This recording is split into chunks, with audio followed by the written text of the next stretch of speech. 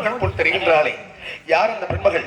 எதற்காக ஆலோலம் சோ ஆலோலம் சோ என்று கூறுகின்றார் பார்க்கின்ற பொழுது, சோ என்றாலே வா என்று பொருள் அல்லவா? யாரை வா என்று அழைக்கின்றார்? கந்தனை இங்கு வா, கடமனை இங்கு வா, கார்த்திகேயனை இங்கு வா என்று கூவாமல் கூவிக்கொண்டு இருக்கின்றாளே, இந்த கோகில வாணி சுந்தர வழியாகத்தான் இருக்க வேண்டும். ஓங்கின பொருளை உச்சரித்து ஆலோலம் சோ என்று பறவைகளை வெட்டிக் கொண்டு இருக்கின்றாளே, அன்னவளைத்தான் போற்றி புகழாரம் சேர்க்க வேண்டும். எப்படி சேர்ப்பது? எதை கொண்டு சேர்ப்பது? ஆக இந்த அன்னவளை புகழாரம் சேர்ப்பதற்கு முன்னாலே கைதட்டி ஆரவாரம் செய்து இந்த சபையோர்களை பழமையான ராகத்திலே பழமையான பாடலை கொண்டு அஞ்சரை சுதி வைத்தால் எப்படி இருக்கும் என்று பார்க்கின்ற பொழுது, பூ மாலை எட்டியவர்களுக்கு துவலாமா என்று பார்த்தால் பூ மாலையில் ஒரு மல்லிகை தானா என்று பார்க்கின்ற பொழுது அஞ்சரை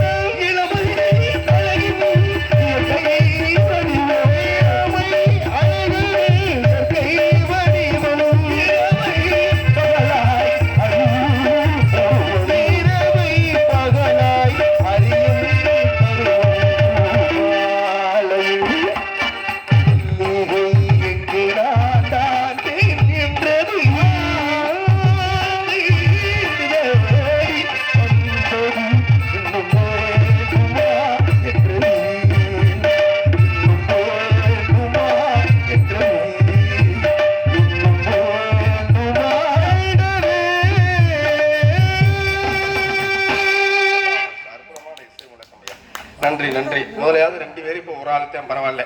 கைதட்டி ஒருத்தருக்கு மட்டும் நன்றி. நன்றி கலந்த வணக்கத்தோடு இடம் சிறைக்க வேண்டும் அல்லவா? ஆக இருப்பினும் கூட தண்டல மேல்கள் ஆட தாமரை விளக்கம் தாங்க கொண்டல்கள் குளிவு நேங்க குவளைக்கு விழித்து நோக்க தொண்டில் என்று காட்டி தென்மொழி மகர யானி வண்டுகள் இருந்து வாடி மருதம் தான் வீட்டு இருக்குமோ மாது மாதுக்கு மறுமையர் பெண்ணளவா சுந்தர வழியாகப்பட்டவன் ஆளோடும் சோ என்று வானம்பாடி வரக்கூடிய பறவைகளை காணத்தாலே விரட்டிக் கொண்டே இருக்கின்றார். அன்னவள் ஓம் எனும் புரணோ பொருளை உச்சரித்து வானம்பாடி வரக்கூடிய பறவைகளை காணத்தாலே விரட்டிக் கொண்டே இருக்கின்றாளே அன்னவளைத்தான் அந்த முருகப்பெருமானோடு இந்த இடத்திலே ஒரு அற்புதமான திரு கல்யாண விழாவை நடத்த வேண்டும். அதுதான் இங்க முக்கியத்துவமே. நம்ம ஊர் என்ன ஊரு? சைனாபுரம். சைனாபுரத்துல ஒரு ஆணுக்கும் பெண்ணுக்கும் மாயாண்டி கோவிலுக்கு முன்னால திருமணம் நடந்துருச்சுன்னு வச்சுக்கோங்களேன். அதுக்கு பேரு திருக்கல்யாணம்னு பத்திரிகையில போடுவோமா இல்ல திருமண விழான்னு போடுவோமா? திருமண விழாதான் பத்திரிகையில போடுறது. திருமண விழாதான். ஒரு ஆணுக்கும் பெண்ணுக்கும் மாயாண்டி கோவிலுக்கு முன்னால சொந்த பந்தங்களை புறாபா மைக் ஆபணி சொந்த பந்தத்தை புறா கூட்டி கொண்டாந்து வச்சு இந்த பெண்ணுக்கு இந்த மாப்பிள்ளைக்கு திருமண விழா ஏற்பாடு செய்யணும்னா அதுக்கு பேரு திருமண விழான்னு ஒரு அட்டையை அடிச்சு சொந்த பந்தத்துக்கு பூரா கொடுத்துருவோம். இதுதான் திருமண விழான்னு இருக்கும். இதே சைனாபுரம் தானே இதுவும். இங்கேயும் 2 பேருக்கு தானே திருமணம் நடக்க போகுது. ஆனா இந்த திருமணத்திற்கு பேரு திருக்கல்யாண விழா.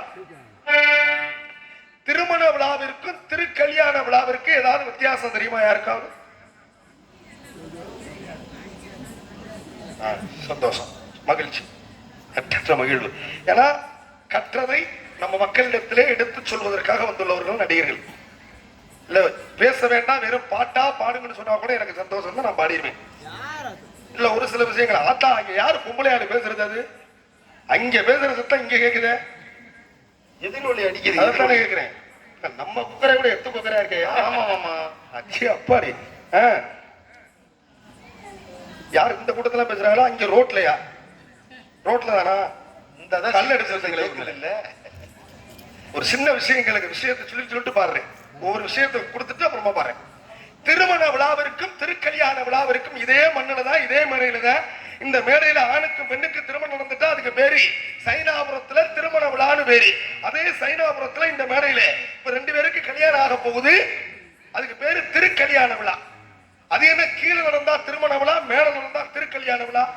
இதுல எங்களுக்கு ஒன்றும் புரியலையே அப்படின்னு பார்க்க போனோம்னா திருமண விழா என்பது வேறு, திருக்கல்யாண விழா என்பது வேறு. ஒரு பொதுவாகவே திருமணமானவர்கள் யாராவது ஒருத்தர் சொல்லுங்களே.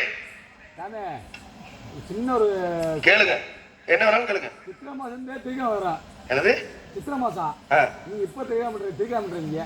என்ன சொல்றாரு? சித்திரை மாசம். நீங்க சொல்றது வந்து சொக்கநாதருக்கு மீனாட்சிக்கும் சொல்றீங்க. ஆமா புரியுதா? ஆமா. நான் சொல்றது வள்ளிக்கும் தெய்வ யானைக்கும் சொல்றேன். ஆமா சாமி. வள்ளிக்கு முருகன் நான் சொல்றேன்னா கதையே முடிஞ்சு போயிடும். வள்ளிக்கும் தெய்வ யானைக்குன்னா உடனே பாட்ட பாடு. அவ்வளவுதான். செத்த நேரம் அமைதியானே விழா கம்பி யாராச்சும் சொல்லுங்கண்ணே, தயவு செய்து யாராவது சொல்லுங்க, யாராவது சொல்லுங்கண்ணே. கண்டனி பண்றதுக்கு அப்படி இல்ல தலைவர. பொதுவாவே நல்ல கருத்தை கேட்க பேசும்போது ஒருத்தர் நம்ம மேயிட மாட்டோம் பொம்பளை தட்டா நல்ல பாட்டா பாடிட்டு போக முடியாது. நீங்க நமக்கு நல்ல ஏன்னா 4 பேருக்கு ஒரு நல்ல கருத்து, நல்ல நாரதரு நல்லா பேசுவாரு, நல்ல 4 கருத்துக்களை சொல்லுவாரு. அதை கேட்க மாட்டேங்கிறீங்களே. நான் எதுக்காக பேச ஆரம்பிச்சேன்னா ஒரு நிமிஷம் இல்லைங்க, ஒரு நிமிஷம். திருக்கல்யாண விழாவிற்கும் ஒரு அற்புதமான ஒரு மாறுதல் இருக்கு. இப்ப எங்க அண்ணன் சொன்னது மாதிரி சித்திரை மாசம்ல திருக்கல்யாண விழா நடக்கும். நீங்க வந்து இப்ப ஆடி மாசத்துல சொல்றீங்களே அப்படின்னு கேட்கிறாரு. ஆனால் திருக்கல்யாண விழா அழகர் ஆற்றிலே இறங்குகின்ற பொழுது சொக்கநாதருக்கும் மீனாட்சிக்கும் திருமண விழா நடக்கும், திருக்கல்யாண விழா நடக்கும். இந்த திருக்கல்யாண விழானா என்ன தெரியுமா? திருமண விழானா என்ன? ஆண்கள் இந்த என் தம்பி எல்லாம் கல்யாணம் பண்ணாத பிள்ளையெல்லாம் சொல்ல வேண்டாம். கல்யாணம் பண்ண இந்த துண்டு ஒட்டிக்கல கருப்பு சேப்பு அந்த துண்டுக்கார நீங்க சொல்லுங்க. உங்க மனைவியை திருமணம் முடிக்கின்ற பொழுது மணவரையில உங்க மனைவி உங்களுக்கு எந்த பக்கம் உட்கார்ந்து இருந்தாப்புல? இடது பக்கம். சுத்தம் இடது பக்கமா? எவ்வளவு தெளிவா சொல்றாரு பாருங்க. ஐயா நீங்க சொல்லுங்க. சரி வலது பக்கம். அற்புதமான என்னடா பவுனு, எங்க அண்ணன் தான்டா பவுனு. அற்புதமான நிகழ்வு. அவன் இப்படித்தான் ஒரு சந்தோஷமா மகிழ்ச்சியா இப்படித்தான் இருக்கணும். இதுதான் நம்ம எனக்கு வேணும். ஆமா நம்ம வந்திருக்கோம்னா நம்ம மக்களை சந்தோஷப்படுத்திட்டு போகணும். அதுக்காகத்தான் வந்திருக்கான். அற்புதம். ஆமா, காரணம் வலது பக்கத்துல ஒரு பெண்ணை உட்கார வச்சுதான் தாலி கட்டணும். திருப்பூட்டுறது இப்படித்தான் போடணும். அதே மாதிரி குங்குமம் வைக்கிறது இப்படித்தான் வைக்கணும். புரியுதுங்களா? பின்னாடி பின்னாடி. அப்ப ஆமா, அப்ப ஒரு வலது பக்கத்துல ஒரு பெண்ணை உட்கார வச்சுட்டோம்னா அதுக்கு பேரு திருமண விழா. இடது பக்கத்துல ஒரு பெண்ணை உட்கார வச்சு தாலி கட்டிட்டோம்னா சொக்கநாதர் மீனாட்சியை இடது பாகத்துலதான் வச்சு திருமணம் முடிப்பாரு. அதுக்கு பேரு திருக்கல்யாண விழா. இப்ப புரிஞ்சிருச்சா? திருமண விழா நல்லா கை தட்டியா? அப்படி தட்ட வேண்டியதானே? நம்ம பூமி, நம்ம மக்கள், அப்புறம் நமக்கு கை தட்டாம வேற யாருக்கு தட்ட முடியும்? அவ்வளவுதான் விஷயம். போதும். நன்றி, பற்றற்ற மகிழ்வு. நன்றி. காரணம், வலது பக்கத்துல ஒரு பொம்பளை பிள்ளைய உட்கார வச்சு தாலி கட்டிட்டோம்னா அதுக்கு பேரு திருமண விழா. இடது பக்கத்துல ஒரு பொம்பளை பிள்ளைய உட்கார வச்சு தாலி இப்படி கட்டிட்டோம்னா அதுக்கு பேரு திருக்கல்யாண விழா. சிவன் பார்வதியை இடப்பாகத்துல வச்சு திருமணம் முடிச்சாரு, அதுக்கு பேரு திருக்கல்யாண விழா. சொக்கநாதர் மீனாட்சியை இடப்பாகத்துல வச்சு திருமணம் முடிச்சாரு, அதுக்கு பேரு திருக்கல்யாண விழா. முருகன் தெய்வ யானை இடப்பாகத்துல வச்சு திருமணம் முடிச்சார், அதுக்கு பேரு திருக்கல்யாண விழா. இடது பக்கத்துல வச்சு தாலியை கட்டினோம்னா திருக்கல்யாண விழா, வலது பக்கத்துல வச்சு தாலியை கட்டினோம்னா அதுக்கு பேரு திருமண விழா. 3 முடிச்சு போடணுங்கிறது நியதி.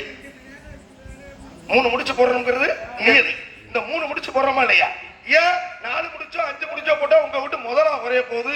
அது என்ன 3 முடிச்சோட நிப்பாட்ட சொல்றாங்க நம்மளுடைய முன்னோர்கள்? ஏன் 3 முடிச்சுக்கு பெருமை? இந்த 3 முடிச்சுக்குள்ள ஒரு பெண்ணுக்கும் அந்த திருமணத்திற்கும் ஒரு வாழ்க்கைக்கு குடும்பத்துக்கு